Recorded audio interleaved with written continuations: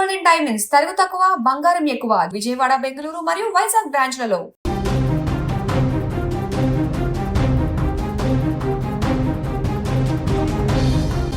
వైద్య విద్యార్థిని ప్రియాంక ఘోర ప్రమాద ఘటనపైన రాష్ట్ర ప్రభుత్వం అత్యంత కఠినంగా వ్యవహరిస్తోంది.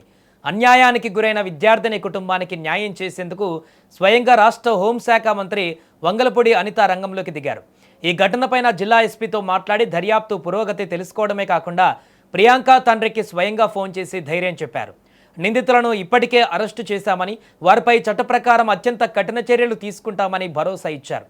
భవిష్యత్తులో నలుగురికి ప్రాణం పోయాలనే ఆశయంతో వైద్య విద్యనభ్యసిస్తున్న ప్రియాంక అనే విద్యార్థిని ఓ కారు వేగంగా వచ్చి ఢీకొట్టడం, ఈ ఘోర ప్రమాదంలో ప్రియాంక తీవ్రంగా గాయపడింది.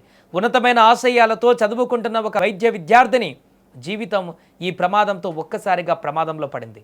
ప్రమాదం జరిగిన తీరు, నిందితుల నిర్లక్ష్యం స్థానికంగా తీవ్ర కలకలం రేపింది.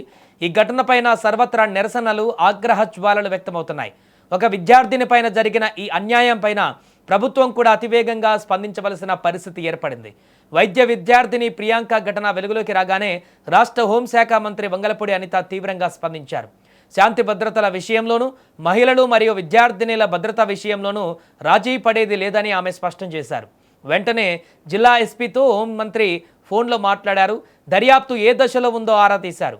తదుపరి తీసుకోవలసిన చర్యలపై క్షుణ్ణంగా వివరాలు అడిగి తెలుసుకున్నారు. నిందితులు ఎంతటి వారైనా సరే ఉపేక్షించవద్దని, చట్ట ప్రకారం కఠినమైన చర్యలు తీసుకోవాలని పోలీసులకు ఆదేశాలు జారీ చేశారు. పోలీసు ఉన్నతాధికారులకు ఆదేశాలు ఇవ్వడమే కాకుండా బాధితురాలి కుటుంబానికి అండగా నిలిచేందుకు హోంమంత్రి అనిత నేరుగా ప్రియాంక తండ్రి వెంకటేష్తో ఫోన్లో మాట్లాడారు.